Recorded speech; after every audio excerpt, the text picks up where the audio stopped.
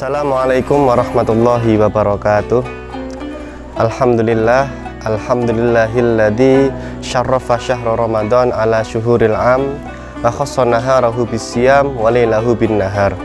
Wassalatu wassalamu ala sayyidina Muhammad wa ala alihi wa sahbihi wa man tabi'ahum bi ihsan. Alhamdulillah, para pemirsa sekalian, pada Ramadan kali ini kita masih diberi kesempatan untuk beribadah. Maka mari sama-sama kita berdoa supaya pada Ramadan ini kita selalu diberi kekuatan dan kelancaran dalam melaksanakan ibadah kepadanya. Pada kesempatan pada kali ini saya akan membawakan kultum dengan tema tantangan pemuda Islam di masa depan. Yang pertama, bahwa pemuda Islam memiliki tempat tersendiri di dalam Islam, sebab Allah berfirman, Bismillahirrahmanirrahim, Allahul ladzi khalaqakum min dha'fin tsumma ja'ala ba'da dha'fin quwwah tsumma ja'ala ba'da quwwatin dha'fan wa syaibah. Bahwa Allah adalah zat yang menciptakan kita manusia yang bermula dari dha'fin, yaitu lemah ketika kita masih dalam keadaan kecil, masih bayi. Setelah kita lemah, kemudian Allah menjadikan kita kuat, yaitu masa kita sebagai pemuda, atau kalau boleh kita ambil rentang waktu sekitaran umur remaja sampai sebelum umur 40 tahun. Dan kemudian setelah kita diberi kesempatan, diberi umur yang memiliki stamina yang kuat, kita akan kembali lemah menjadi seorang yang tua, yang digambarkan dengan syaibah, yaitu beruban.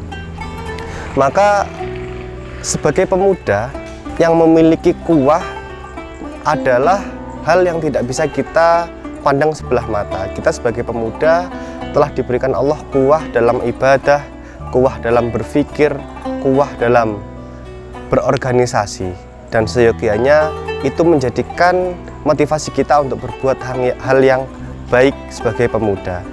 Maka tantangan kita sebagai generasi pemuda di masa depan, yang pertama adalah keilmuan.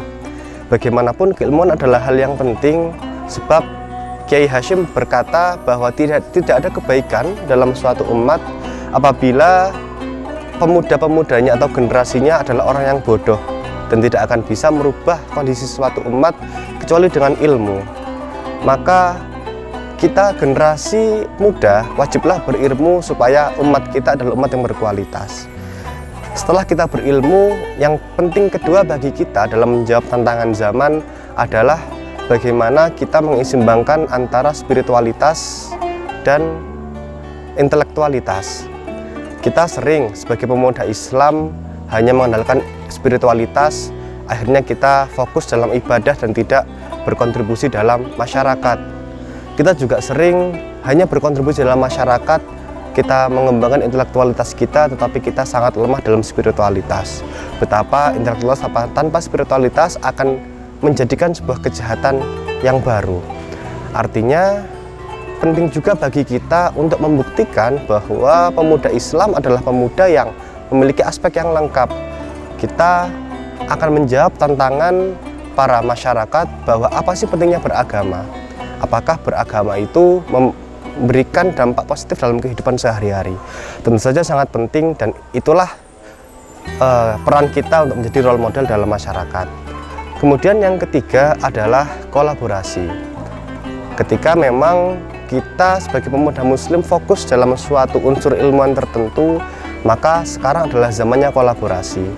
Tantangan pemuda muslim di zaman yang akan datang adalah bagaimana kita bisa menyambut baik seluruh elemen masyarakat.